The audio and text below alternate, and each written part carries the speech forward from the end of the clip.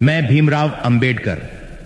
आज से 133 साल पहले 14 अप्रैल को मेरा जन्म हुआ था। कुछ ही दिन बाद मेरा जन्मदिन आ रहा है। मैंने इस देश के लिए, यहाँ के दलित एवं पिछड़े समाज के लिए क्या किया, उसका मुझे जिक्र करने की जरूरत नहीं है। पर एक बात से मेरा दिल दुखता है और वो मुझे आज कहना है। आपको यह वादा करना है कि आने वाले 14 अप्रैल से पहले जो मैं आपको कहूं उसका आप खुद पता करें। आजकल इंटरनेट पर गूगल सर्च करने से सब मिलता है। मेरे बारे में तो इंटरनेट भरा पड़ा है।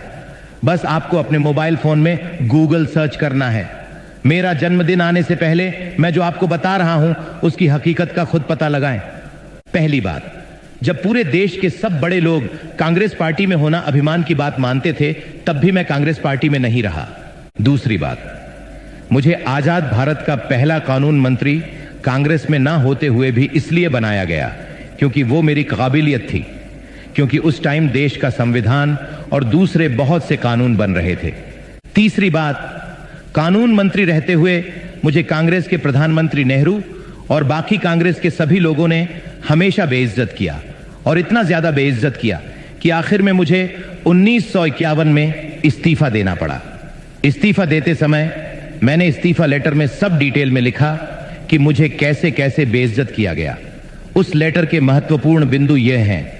पहला, मुझे कभी भी कोई महत्वपूर्ण पद कैबिनेट में जानबूझकर नहीं दिया गया और हमेशा साइडलाइन करके बेइज्जत महसूस कराया गया। दूसरा, नेहरू को दलितों की संरक्षण की बिल्कुल चिंता नहीं थी, बल्कि उसको मुसलमानों के संरक्षण में ज्यादा रुचि थी। तीसरा, नेहरू ने देश की विदेश नीति की वॉट लगा रखी थी।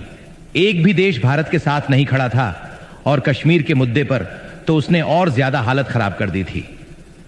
चौथा, हिंदू कोड कानून भारत में समाज सुधार का एक बहुत बड़ा हथियार था और यह मेरे दिल के बहुत करीब था।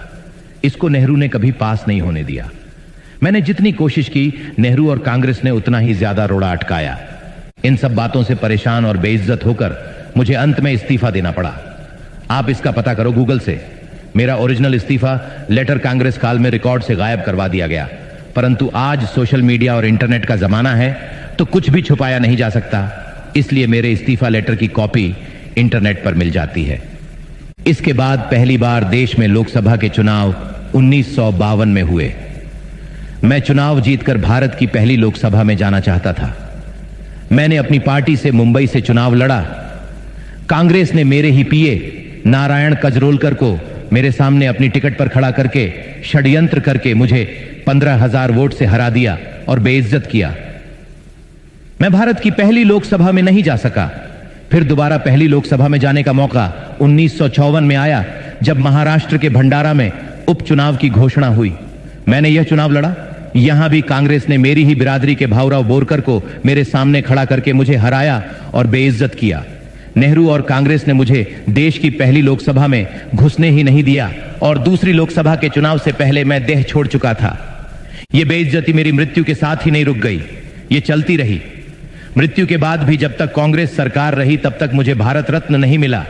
नेहरू ने जिंदा रहते रहते खुद को ही 1955 में भारत रत्न दे दिया। उसकी बेटी इंदिरा, उसके दोहिते राजीव, सबको भारत रत्न दिया गया। यहां तक कि ईसाई धर्म का भारत में प्रचार करने वाली विदेशी मदर टेरेसा को भी भारत रत्न दे दिया गया। बहुत लोगों को भारत रत्न उनके जीवन काल में ही मिल जाता है, पर मुझे मेरी मृत्यु के 30 साल बाद जब वीपी सिंह की गैर कांग्रेसी सरकार आई, तब जाके इसके काबिल समझा। मुझे बड़ा दुख होता है जब मैं ये देखता हूं कि मेरा अपना समाज, जिसके लिए मैंने अपना सब कुछ कुर्बान कर दिया, वो उन लोगों का वोट बैंक बना हुआ है जिन्होंने ना केवल जिंदगी भर बल्कि मरने के बाद भी मुझे इतना बेइज्जत किया। आशा है कि यह जो कुछ मैंने कहा है, इसकी सच्चाई का आप लोग मेरे जन्मदिन 14 अप्रैल से पहले खुद पता लगा लेंगे और मुझे जन्मदिन का यह सच्चा तोहफा देंगे। भारत माता की जय।